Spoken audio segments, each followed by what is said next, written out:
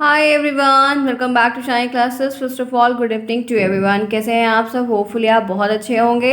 सभी को शुभ संध्या, राधे राधे, जय श्री कृष्णा, राम राम। चलिए आइए देखते हैं एक फाइनल रिवीजन और हिंदी का। आज मैं सिर्फ ऑब्जेक्टिव करवाऊंगी। लिखने वाली चीज़ आप डेफिनेशन, परिभाषाएं, अति लघु उत्तरी, जो भी चीज़ें वो आप अच्छे से कर लेंगे। आप लोग एग्जाम भी बढ़िया हुए होंगे, उम्मीद के हिसाब से अच्छे हो चुके हैं आप लोगों ने। ठीक है, तो चलिए देखते हैं फिर हिंदी में हमें लास्ट और फाइनल क्या देखते हैं। कल भी आपका 3 पेपर है, हिंदी, फिर संस्कृत, फिर कंप्यूटर होगा। अच्छे से सब कुछ हो जाएगा।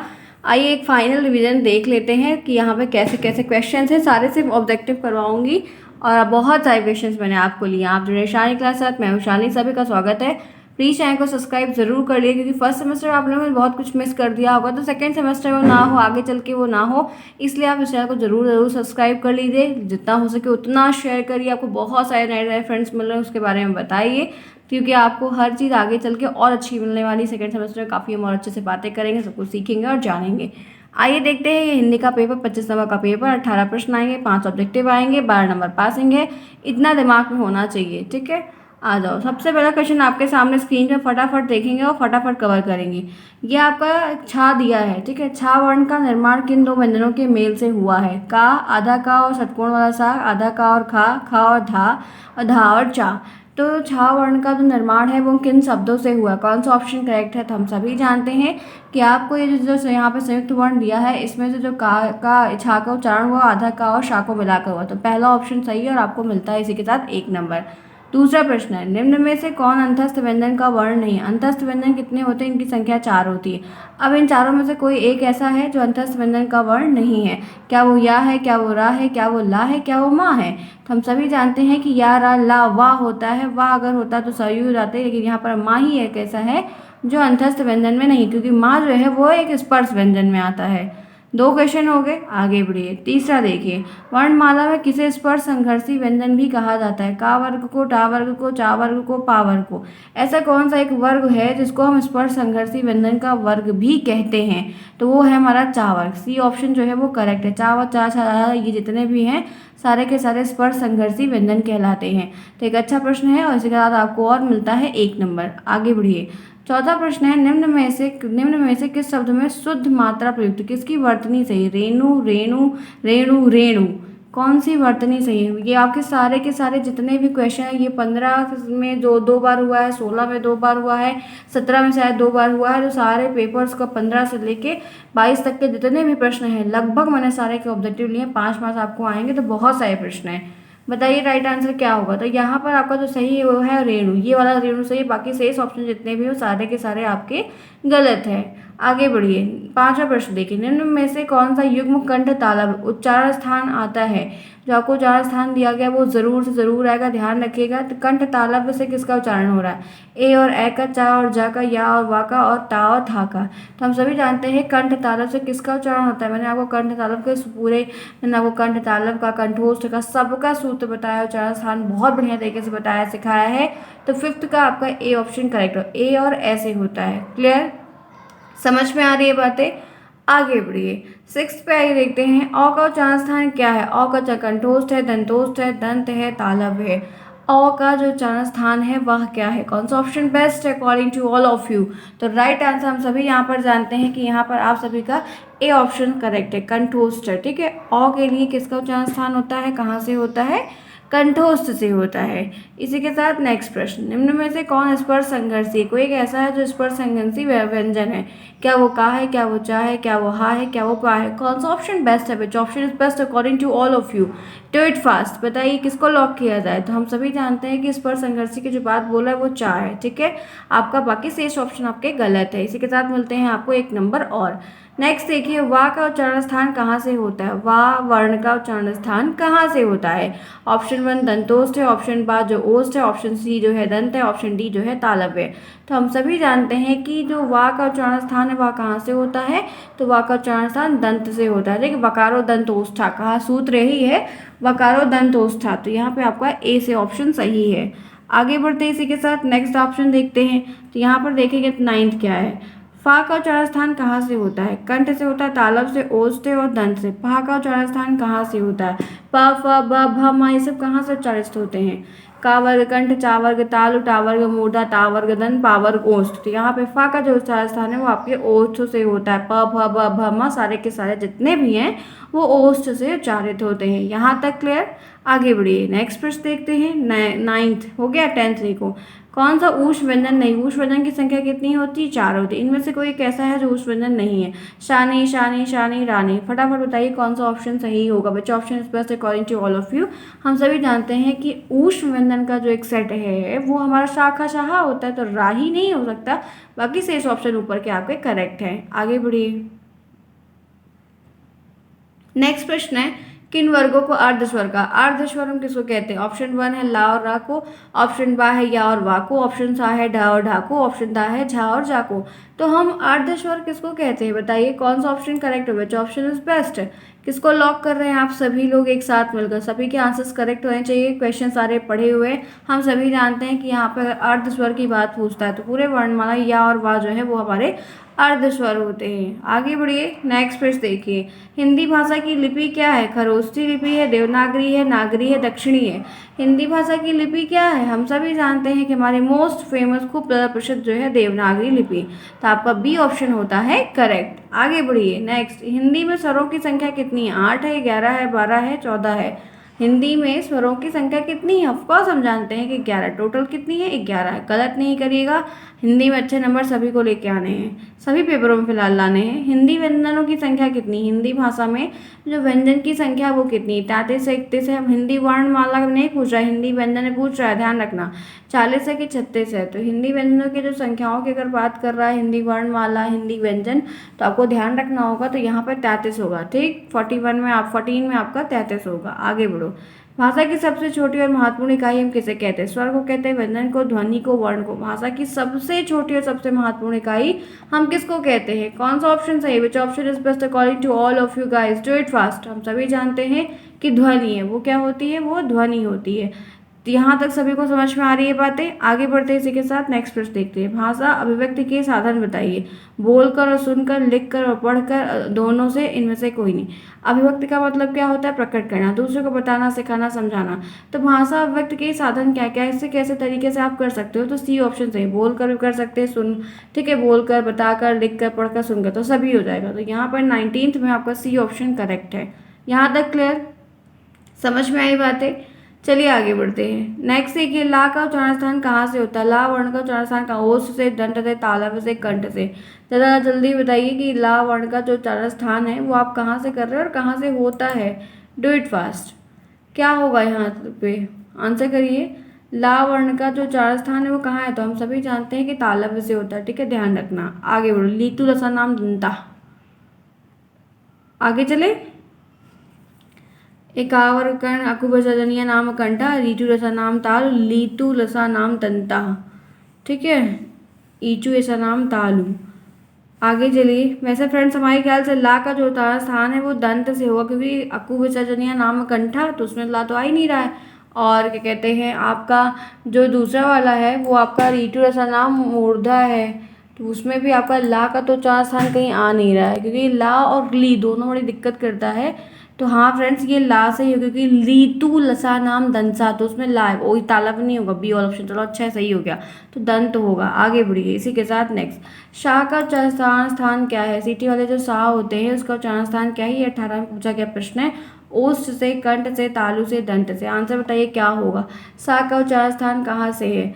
फटाफट करिए। तो यहाँ पर क्या है? सा का उच्चारण स्थान कहाँ से होगा? सही से एकदम देख के आराम से बताइए, क्योंकि जल्दबाजी में उच्चारण स्थान हम लोग गलत कर देंगे लास्ट टाइम पे, तो वो हमारे लिए दिक्कत करेगा।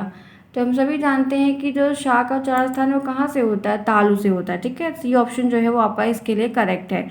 आगे बढ़िए। निम्न में से हर्ष स्वर नहीं है। हर्ष स्वर और दीर्घ स्वर के 3 प्रकार होते हैं, हर्ष स्वर, प्लुत स्वर और ये। तो हर्ष स्वर कौन सा नहीं? छोटी ई, छोटा आ, छोटा आ, बड़ा आ। तो हम सभी जानते हैं कि बड़ा आ नहीं, क्योंकि ये दीर्घ स्वर है। बाकी शेष आपके ऑप्शन सही हैं। आगे बढ़िए। करुण का विलोम क्या होगा? कुपित होगा, कृतघ्न होगा, और शीलवान होगा, और निष्ठुर होगा। तो करुण का जो विलोम होगा वो निष्ठुर होगा, ठीक है। करुण का विलोम क्या होगा? करुण का विलोम निष्ठुर होगा, ध्यान रखिएगा। यहाँ तक बात समझ में आई? चलिए इसी के साथ आगे बढ़ते हैं। नेक्स्ट प्रश्न देखते हैं। कृत्रिम का विलोम क्या होगा? कृत्रिम, आलसी, सहज, निर्मित और प्राकृतिक। कृत्रिम का विलोम क्या होगा? तो हम सभी जानते हैं कृत्रिम का आर्टिफिशियल है तो उसका विलोम प्राकृतिक होगा, ठीक है, नेचर के द्वारा। तो यहाँ पर आपका यह प्रश्न करेक्ट होता है। सभी के प्रश्न सही तो जा रहे हैं ना, मुझे उम्मीद है। आगे बढ़िए। इष्ट का विलोम क्या है? शत्रु, प्रतिद्वंदी, अनिष्ट, विरोधी। इष्ट का विलोम क्या होता है? तो इष्ट का विलोम यहाँ पर क्या होता है? अनिष्ट होता है। इष्ट का विलोम और विपरीतार्थक, समानार्थी, श्रुति संबंधार्थक सभी के सभी आएंगे। आगे बढ़िए। चलिए फटाफट इस प्रश्न का आंसर करिए। जिन्होंने क्लास को अभी तक नहीं लाइक किया फटाफट पहले लाइक करिए, तब आगे बढ़ेंगे। चलिए चलिए जल्दी से। निम्न में से किस वर्ण का उच्चारण स्थान कंठ नहीं है? इसमें से कोई कैसा है जो कंठ का उच्चारण स्थान नहीं? कानी, खानी, गाने, दाने। क्या नहीं है? कंठ से किसका उच्चारण नहीं होता है? कौन सा नहीं है? तो हम सभी जानते हैं कि यहाँ पर एक ही ऑप्शन नहीं है, वो है दा। दा नहीं, बाकी सारे का वर्ग का उच्चारण स्थान कंठ से होता है। चलिए फटाफट लाइक करिए, क्योंकि मंदिर में आना है तो घंटी ज़रूर बजाना है। फटाफट। मैंने आपकी 10 मिनट की क्लास दी जिसमें आपको इतने सारे प्रश्न करवाए और अभी बहुत सारे करवाने हैं। तो फटाफट लाइक करो। जिन्होंने क्लास को नहीं लाइक किया फिर आगे बढ़ेंगे। और जितने भी आपके पेपर्स के सारे क्वेश्चंस हैं ऑब्जेक्टिव भी लास्ट टाइम में करवाऊंगी, ठीक है? तो ध्यान रखिएगा। हो गया होगा, उम्मीद के हिसाब से सभी ने कर दिया होगा। आप करेंगे तभी आपके लिए हर चीज़ नेक्स्ट होने के लिए एनर्जी मिलेगी ना। चलो आगे आ जाओ। नेक्स्ट देखो, निम्न में से कौन सा संयुक्त वर्ण नहीं? कोई एक ऐसा है जो संयुक्त वर्ण या व्यंजन नहीं है? छ, त्रंग, ज्ञ और री। क्या नहीं है? आंसर बताइए। संयुक्त वर्ण इनमें से कौन सा नहीं है? किसको आप साइड कर देंगे? हम सभी जानते हैं कि छ, त्रंग, ज्ञ और श होता है, तो ये री तो आ ही नहीं सकता, ठीक है। बाकी शेष आपके जो है वो सभी के सभी करेक्ट है। आगे बढ़िए। नेक्स्ट है आपका, निम्न में से कौन सा सही? कोई इसमें कैसा है जो सही है? तो डा, ये डा है। डा और ढा को मतलब जो है वर्णमाला में स्थान प्राप्त है। पहला और तीसरा वर्ण महाप्राण होता है। चार स्पर्श संघर्षी होता है। 11 अलावा जो है वो ऊष्म वर्ण होता है। जल्दी बताइए कि यहाँ पर क्या सही होगा। फटाफट आंसर करिए सभी फ्रेंड्स की क्या सही है। तो हम सभी जानते हैं कि यहाँ पर कौन सा सही है? तो ये वाला सही है। चा छा जा जो है वो उस पर संघर्षी व्यंजन और बाकी से जितनी भी बातें वो सारी की सारी आपकी गलत है। आगे बढ़िए। निम्नलिखित में से कौन सही शब्द है? निम्नलिखित में से कौन सा सही? परीक्षा, परीक्षा, परीक्षा, परीक्षा। आपको शुद्ध वर्तनी के प्रश्न भी आएंगे। आंसर बताइए कि कौन सा सही है। जल्दी से आंसर बताइए कि शुद्ध वर्तनी किसकी है। वर्तनी का प्रश्न आपको अगर हो सकता है कि 2-3 तो ज़रूर ही बन जाए या एक तो पक्का बन सकता है। तो यहाँ पर ध्यान रखिएगा, जो परीक्षा का शुद्ध और सही वर्तनी का इसमें दिखाया जा रहा है वो एक ही है, वो है परीक्षा। बी ऑप्शन सही है, बाकी शेष आपके जितने भी हैं आपके विकल्प गलत हैं। नेक्स्ट, उपकार का विलोम क्या होता है? निंदा, बुराई, अपकर्ष और अपकार। उपकार का क्या होता है? क्या होगा राइट आंसर? तो हम सभी जानते हैं कि उपकार का विलोम अपकार होता है, ठीक है। उपकार का विलोम अपकार। आगे बढ़िए। ऐश्वर्य का विलोम क्या होता है? वैभव होता है, अनैश्वर होता है, दरिद्रता होती है, विलासता होती है। ऐश्वर्य का विलोम क्या होता है? तो ऐश्वर्य का विलोम यहाँ पर क्या होगा? ऐश्वर्य का अनैश्वर होता है। आपका इसके लिए बी ऑप्शन करेक्ट है। जितने बच्चों ने बताया उन सबका करेक्ट है। चलिए आगे बढ़ते हैं इसी के साथ। नेक्स्ट, ओजस्वी का विलोम क्या है? निस्तेज है, कायर है, आलसी है, भीरू। ओजस्वी का विलोम हम सभी जानते हैं, ओजस्वी का जो विलोम होता है वो निस्तेज होता है। क्या होता है? निस्तेज होता है। आगे बढ़िए। नेक्स्ट प्रश्न देखते हैं। हिंदी वर्णमाला में वर्णों की संख्या कितनी होती है? 53, 52, 51, 50। हिंदी वर्णमाला में वर्णों की संख्या कितनी होती है? हम सभी जानते हैं 52 वर्ण होते हैं, ठीक है, ध्यान रखना। यही होते हैं ना, क्योंकि वर्णमाला में और एक व्यंजन का जो ग्रुप है वो बड़ा कंफ्यूजिंग हो जाता है अक्सर हम लोगों से, क्योंकि उसमें एक में 33 दिखाता है, एक में ये।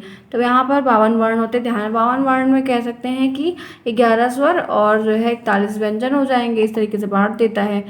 ये बात बहुत ही क्लियर से ध्यान रखिएगा, ठीक है। चलिए इसी के साथ आगे बढ़ते हैं और नेक्स्ट प्रश्न करते हैं। नेक्स्ट क्या है यहाँ पर? संयुक्त व्यंजनों की संख्या कितनी है? संयुक्त व्यंजन कितने होते हैं? 4 होते हैं, 5 होते हैं, 6 होते हैं, 7 होते हैं, 8 होते हैं, 15 होते हैं, 12 होते हैं, 10 होते हैं, 100 होते हैं। बताओ क्या होते हैं? संयुक्त व्यंजन कितने होते हैं? तो हम सभी जानते हैं 4 होते हैं, ठीक है। संयुक्त व्यंजन कितने होते हैं? उनकी संख्या 4 होती है। आगे बढ़िए।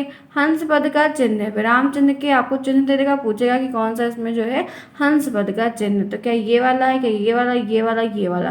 तो हंस पद का कौन सा? हंस पद या त्रुटि पूरक चिन्ह का एक ही चिन्ह होता है कि जैसे कुछ लिख रहे हैं, कुछ छूट गया बीच में, तो हम अक्सर ऐसा यूज करके लिख लेते हैं ना ऊपर। तो हंस पद क्या होता है? तो यहाँ पर यही वाला ऑप्शन सही है। बी ऑप्शन जो है आपका हंस पद चिन्ह है। आगे बढ़ते हैं। नेक्स्ट, निम्न में से कौन सा मूर्धन्य ध्वनि नहीं है?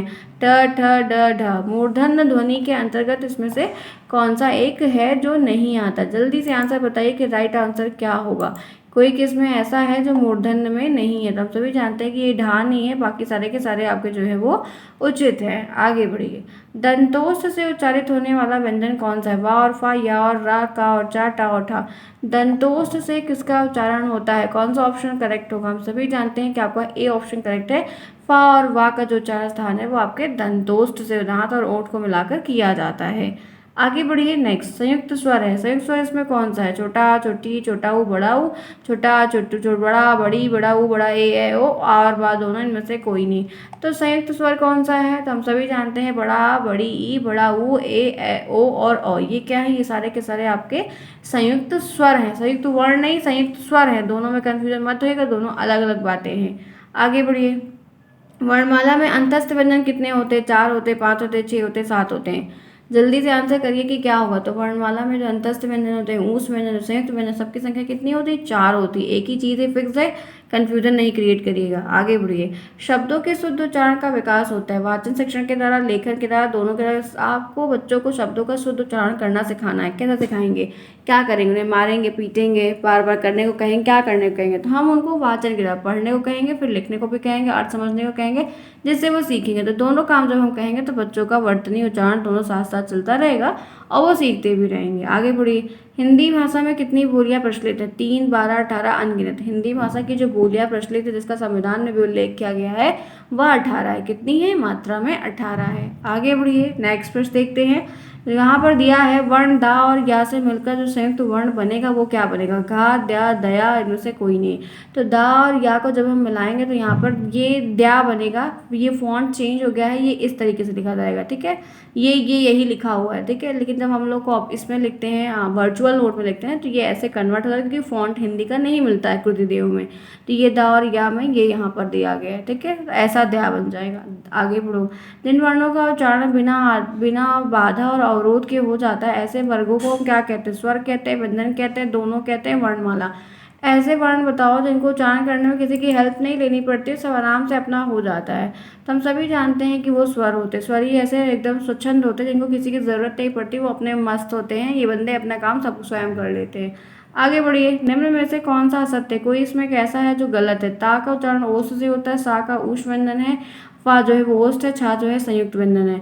तो इनमें से कोई ऐसा है जो गलत है, तो वो क्या गलत है? तो ये ता वाला ही गलत है, बाकी शेष आपके ऑप्शन जो है वो आपके सही हैं सभी के। आगे बढ़ते हैं इसी के साथ नेक्स्ट प्रश्न देखते हैं। चा वर्ग है। चा वर्ग क्या है? तालव्य है, दंत है, ओष्ठ है, दंतोष्ठ है। चा वर्ग जो है वो क्या है? आंसर बताइए तो क्या होगा? हम सभी अभी पढ़ के ही आ रहे हैं कि वो क्या है? तालव्य है, ठीक है, ध्यान रखिएगा। आगे बढ़िए। नेक्स्ट प्रश्न देखते हैं। निम्न में से कौन पार्श्विक वर्ण है? कोई कैसा है जो पार्श्विक वर्ण है? वो या है, रा है, ला है, वा है।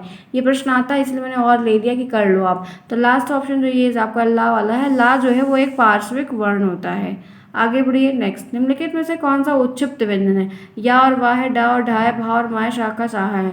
तो कौन सा है? तो उच्चिप्त व्यंजन की अगर हम बात करते हैं तो वो डा और ढा ही होता है, जो कि सिर्फ दो होते। उच्चिप्त व्यंजन को हम द्विगुण व्यंजन भी कहते हैं, ध्यान रखिएगा, ठीक है। और ये हमेशा बीच में प्रायः प्रयोग होते हैं, आगे पीछे कहीं नहीं प्रयोग होता। जैसे सड़क लिखो तो बीच में ही आएंगे, ठीक है। मेढक लिखो तो ये बीच में ही आएंगे, इस बात को ध्यान रखिएगा। ये हमेशा बीच में आते हैं, कभी इधर नहीं आते हैं। आगे बढ़िए। नेक्स्ट। ज्ञा को वर्णमाला में माना जाता है संयुक्त व्यंजन, द्विगुण व्यंजन, स्वर और व्यंजन।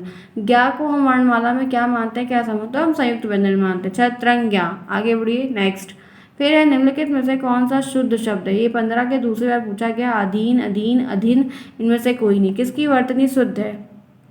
चलिए मैं कॉन्टिन्यूस बिना रुके आपको करवा रही हूँ, तो लाइक तो बनता है। जितने लोग लेट पे क्लास ज्वाइन कर रहे हैं सभी फ्रेंड्स फटाफट क्लास को लाइक करें, जितना हो सके उतना शेयर करें, उतना आपके लिए काफ़ी अच्छा होगा। उन फ्रेंड्स को भी मिल जाएगा क्लास के बारे में, ठीक है। और दोनों चैनल को, मेरे 2 चैनल है, क्लासेस बाई शालिनी और शालिनी क्लासेस। प्लीज़ सभी लोग रिक्वेस्ट है कि आपको टेलीग्राम पर भी मिल जाएगा लिंक और आपको यूट्यूब पे भी मिल जाएगा। फटाफट कर लीजिए ताकि सेकेंड सेमेस्टर में दोनों पे आपको क्लास, एक पे क्वेश्चंस होंगे और एक पे आपकी थ्योरी होगी।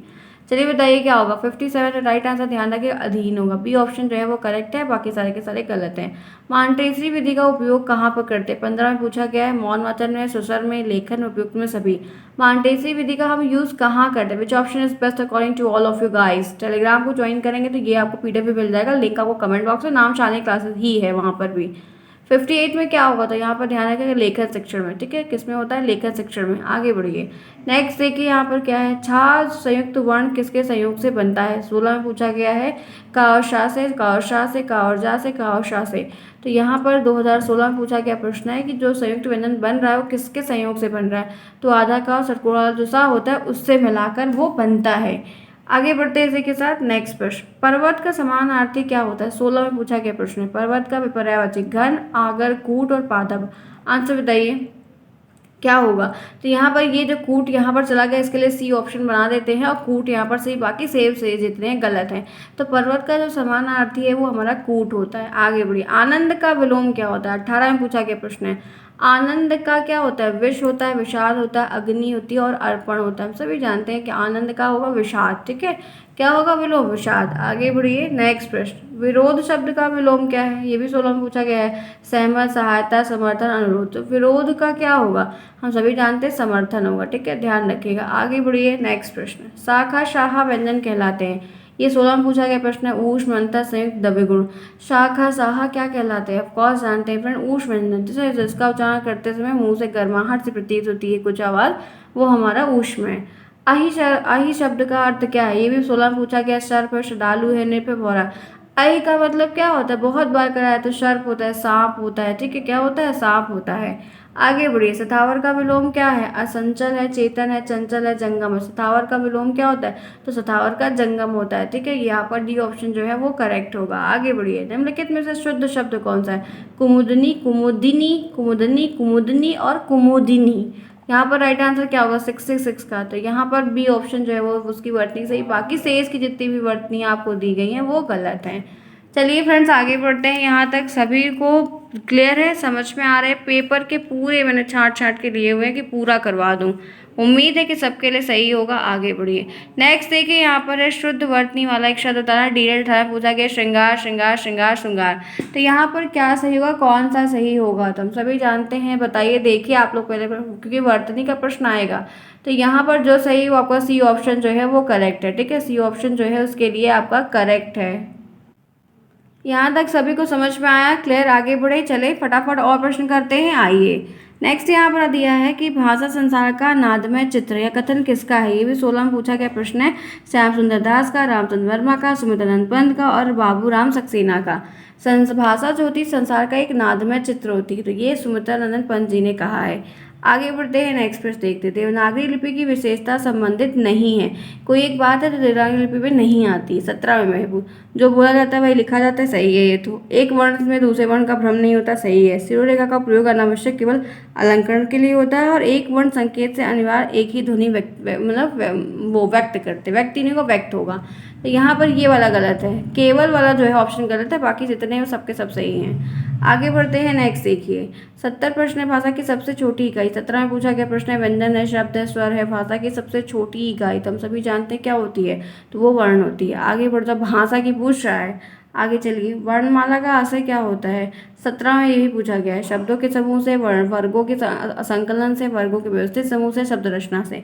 तो हम सभी जानते हैं कि यहाँ पर वर्णमाला के जो समूह की बात पूछ रहा है, वर्णमाला का आशय क्या होता है, वर्णों के संकलन से, वर्णों के संबंध समूह से और शब्दों के समूह से। तो राइट आंसर यहाँ पर आपका एक ही, वो सी, वर्गों के उचित समूह से। वर्ग नहीं करना है हमको, यहाँ पर आप जो है ना वर्ण कर लेना, वर्ण, ठीक है, ध्यान रखना। आगे बढ़ो, आगे बढ़ो तो नेक्स्ट, हिंदी भाषा में मूलतः वर्गों की संख्या कितनी होती है, ये 15, 17 में पूछा गया, 55 होती है। वर्ण, ये वर्ग नहीं होगा फ्रेंड्स, वर्ण होगा, वो हो गया, क्या कहते हैं, फॉन्ट में चेंजेस आ गए हैं। 52 होते हैं, 50 होते हैं, 48 होते हैं, तो हम सभी जानते हैं आराम से क्या होते हैं, 52 होते हैं। 17 में पूछा प्रश्न, बहुत रिपीट होता है, आपने खुद देख लिया। अयोगवाह किसको कहते हैं, ये भी 17 में पूछा गया, विसर्ग को, अल्पप्राण को, महाप्राण को संयुक्त में अयोगवाह। हम सभी जानते हैं कि अंक और आहा को अयोगवाह कहते हैं, ये विसर्ग जो है सही ऑप्शन है। आगे बढ़िए, नेक्स्ट प्रश्न देखिए। रुकना या ठहराव किस विराम चिन्ह का उद्योतक है, योजक का, पूर्णविराम का, अल्पविराम का, विस्मय आदि बोधक का। रुकना या ठहराव किसका विराम चिन्ह का है, तो हम सभी जानते हैं यहाँ पर तो रुकना या ठहराव, वहाँ पर अल्पविराम का हम प्रयोग करते हैं। आगे बढ़िए, नेक्स्ट प्रश्न। हर्ष, शोक, दुख, घृणा आदि के उद्योतक शब्दों के पश्चात कौन सा चिन्ह लगाया जाता है, लाघव, उद्धरण, निर्देशक, विस्मयार्थ। तो हर्ष, दुख, शोक, आश्चर्य, घृणा, तो हम विस्मयार्थ बोधक का ही चिन्ह का प्रयोग करते हैं, जो कि आपका इस तरीके से होता है। ध्यान रखिएगा। आगे बढ़िए। नेक्स्ट, शब्दों को संक्षिप्त रूप में लिखने से अपनाया जाता है क्या? पूर्ण विराम, उद्धरण चिन्ह, अपूर्ण और लाघव। आपको जब कोई चीज़ शॉर्टकट में लिखनी है तो हम कौन से विराम चिन्ह का प्रयोग करके उसको शॉर्टकट में लिखते हैं? तो लाघव चिन्ह को कुछ इस तरीके से यूज़ करते हैं। ठीक है, उत्तर प्रदेश में करते हैं कि नहीं करते हैं? डॉक्टर में करते हैं, पंडित में करते हैं, बहुत सारी चीज़ों में करते हैं। आगे बढ़िए। शब्द से अर्थ को स्पष्ट करने का के लिए क्या अपनाया जाता है? लाघव चिन्ह को, पूर्ण विराम को, कोष्ठक को, अपूर्ण विराम को।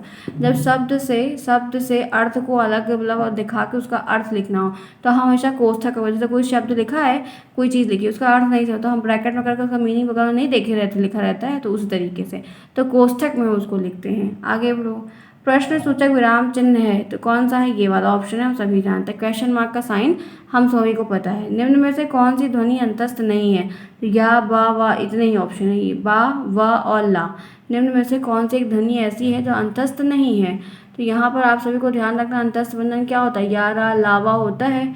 तो यहाँ पर ये बा नहीं होगा, बाकी दोनों तो आपका सही है। आगे बढ़ो। नेक्स्ट चल जाओ आगे। पाठ्य वस्तु विश्लेषण होता है एक कहानी का, एक कविता का, एक निबंध का, एक क्लास की शैक्षिक सामग्री का। पाठ्य वस्तु विश्लेषण होता है, किसका होता है? तो एक क्लास की जितनी शैक्षिक सामग्री होती है उसका वह पूरा जो है विश्लेषण होता है। यहाँ तक बात समझ में आ रही है? चलिए फटाफट आगे बढ़ते हैं। गृह कार्य में प्रश्न करवाए जाते हैं अबोध की दृष्टि से, ज्ञान की, दोनों की, कोई नहीं। अब जो गृह कार्य होमवर्क दिया जाता है उसका क्या मतलब होता है? तो यहाँ पर अवबोध कराने ताकि उनको बोध रहे दोबारा से और ज्ञान में, दृष्टि में ग्रोथ हो, तो इसलिए आपको सी ऑप्शन जो है वो करेक्ट है। आगे बढ़िए। नेक्स्ट, वाचन शिक्षण की विधि क्या? संप्रेषण, अनुकरण, दोनों, कोई नहीं। वाचन मतलब बोलना, तो वाचन शिक्षण की विधि में क्या सम्मिलित होगा? तो दोनों होगा, जैसे संप्रेषण भी आएगा और अनुकरण भी आएगा। आगे बढ़िए। 83, मौन वाचन शिक्षण का उद्देश्य क्या होता है? मनन शक्ति का विकास करना, तार्किक योग्यता का विकास करना, और व दोनों, कोई नहीं। अगर आप मौन वाचन का शिक्षण का उद्देश्य क्या लेकर चल रहे हैं तो हम यहाँ पर सी ऑप्शन चुन, जिससे मन की शक्ति का भी विकास होगा और तार्किक योग्यता भी धीरे धीरे करके आने लगेगी। वाचन शिक्षण का उद्देश्य क्या होता है? जब आप बोल के कर रहे हो उसका उद्देश्य क्या है? बोलने के कौशल डेवलप होंगे, पठन पढ़ने के आएंगे, दोनों होगा, कोई नहीं। तो दोनों होगा, बोलना भी सीखेंगे, पढ़ना भी सीखेंगे, अर्थ भी समझेंगे, सारी चीज़ें होंगी। आगे बढ़िए। हस्त स्वर कौन सा नहीं? ये भी आपके पीटी से 15 में पूछा गया प्रश्न है, 2 बार आया हुआ प्रश्न है। तो हस्त स्वर में कौन नहीं? आ नहीं, ई नहीं, ऊ नहीं, तो बड़ा आ जो है वो आपके हस्त स्वर में नहीं आता है। आगे बढ़िए। या, रा, लावा कैसे व्यंजन है? ये भी 15 में पूछा गया प्रश्न है कि या, रा, लावा जो आपको यहाँ पर दिए कैसे व्यंजन, तो हम सभी जानते हैं ये अंतस्थ व्यंजन। ठीक है, आगे बढ़ो। नेक्स्ट प्रश्न देखो, द्विज शब्द का अर्थ क्या होता है? ये 15 में पूछा गया, 15 के फिर 3 साल बाद डायरेक्ट 18 में पूछा गया था। 18 का पेपर 21 में पूछा, 21 का ऐसे करके 3-3 साल 2 साल के गैप पे पूछता है। द्विज का मतलब क्या होता है? ब्राह्मण, दांत, पक्षी, इनमें से कोई नहीं। द्विज ये कुछ इस तरीके से लिखा जाएगा। ठीक है, ये दा के नीचे आधा वा और ये जा, द्विज, इस तरीके से। तो द्विज शब्द में का अर्थ होता है ब्राह्मण। ठीक है, क्या होता है? ब्राह्मण होता है। आगे बढ़ो। जंगम का विलोम क्या होता है? पुष्ट होता है, स्थावर होता है, स्थिर होता है, पूर्ण। जंगम का विलोम क्या होता है? जल्दी आंसर करिए कि जंगम का विलोम क्या? स्थावर। ठीक है, जंगम का स्थावर होता है। यहाँ तक समझ में आया? बहुत सारे प्रश्न आज हमने किए हैं, एक साथ हमने ढेर सारे आपको करवाए कि लास्ट टाइम में फाइनल रिवीजन कर लेते हैं। जितना हो सक रहा है उतना प्रयास मैं अपनी तरफ से पूर्ण कर रही हूँ। चलिए देखते हैं अब क्या कोई ले आता है। का से मातक के व्यंजन कितने होते हैं? तो हम जानते हैं ऊष्म व्यंजन से स्पर्श संयुक्त, तो का से मातक की 25 संख्या होती है और वह स्पर्श व्यंजन होते हैं। आगे बढ़िए। नेक्स्ट, निम्न में से कौन सा शब्द समुद्र का पर्याय? समुद्र का पर्यायवाची नहीं है। जलधि, पयोधि, उवधि और उर्वशी। तो यहाँ पर जितने ऑप्शंस आपको दिए गए हैं उनमें से आपको समुद्र का पर्यायवाची उर्वशी नहीं, बाकी जलधि, पयोधि और उदधि ये सारे के सारे सही हैं। नेक्स्ट देखिए 97, निम्न में से कौन सा शब्द सूर्य का पर्यायवाची कोई एक ऐसा है जो नहीं है? निशाकर, प्रभाकर, दिनेश और दिनकर। सूर्य का पर्यायवाची नहीं है, तो हम सभी जानते हैं निशाकर रात्रि के लिए है। ठीक है, निशा के लिए, बाकी सब सही है। आगे बढ़ते हैं। नेक्स्ट, अर्ध विराम होता है विस्मय का घोतक, प्रश्न का उद्योतक, पूर्ण विराम से कम और उद्धरण का उद्योतक।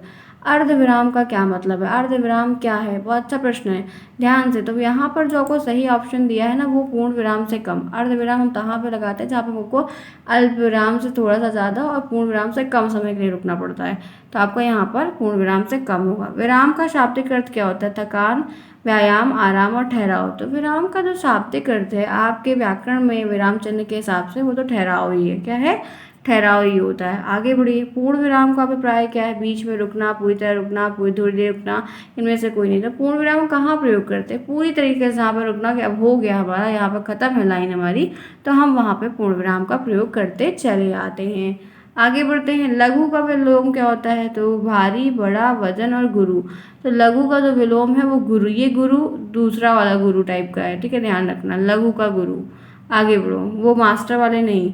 पर्वत का समानार्थी पादप, कूट, आगर और घर। पर्वत का पर्यायवाची क्या होता है? तो कूट होता है, ठीक है, क्या होता है? कूट होता है। आगे बढ़ते हैं, तो फ्रेंड्स मुझे लगता है कि अब क्लासेस आपकी होगी ओवर। 30 मिनट की आप क्लास हुई है, बहुत सारे प्रश्न मैंने आज आपको यहाँ पर एक फाइनल टचअप दिया कि आप लोग आप एक बार देख लो, क्योंकि एग्जाम है तो ये होगा कि लाओ ये पढ़ लेते वो पढ़ लेते, तो इससे अच्छा है कि ऐसे ही मैं करवाने की कोशिश में थी कि करवा दो। और ये क्लास मैं आपके लिए बहुत सुबह अर्ली इन द मॉर्निंग उठ कर रिकॉर्ड करी, ताकि इसलिए बहुत थोड़ी ये आवाज़ आपको आई हुई है कि चीज़ें आपके लिए हो जाएं, अदरवाइज दिन भर बहुत शेड्यूल में मैं नहीं कर पा रही हूँ आजकल। तो ये चीज़ें हैं फ्रेंड्स, उम्मीद है कि आपकी क्लास और फाइनल रिवीजन मैंने करवा दिया है। अब हिंदी लिखने के लिए सही तरीके से लिख लेना, सब कुछ बढ़िया हो जाएगा। क्लास पसंद आई तो लाइक करना बिल्कुल भी ना भूलें, छोटा सा कमेंट करते हुए, जितने लोग नए हो ज़रूर करें, प्लीज़ चैनल को सब्सक्राइब कर लीजिए। Bye bye friends, best of luck, कल मिलेंगे फिर।